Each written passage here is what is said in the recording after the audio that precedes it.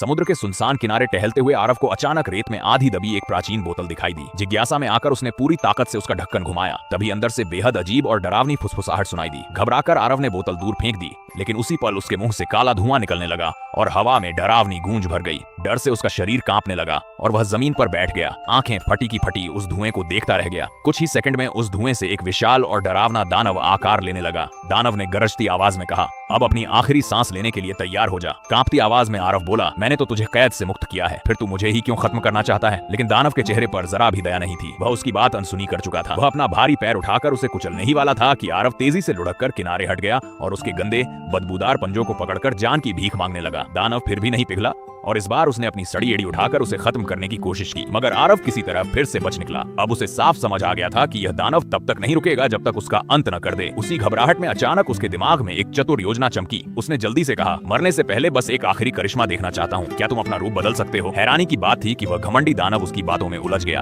और अपनी शक्ति दिखाने के लिए खुद को छोटा करते हुए फिर से बोतल के भीतर समा गया। चालाक आरव ने एक पल भी बर्बाद नहीं किया और दौड़कर बोतल का ढक्कन कसकर बंद कर दिया। अब दानव को एहसास हुआ कि वह फिर से उसी चाल में फंस गया है। उसे याद आया कि वह हजारों सालों तक इसी अंधेरी बोतल में कैद तड़पता रहा था और अब वह दोबारा उसी अंधेरे में बंद हो चुका था। बाहर से आरव की हल्की सी मुस्कान सुनाई दे रही थी।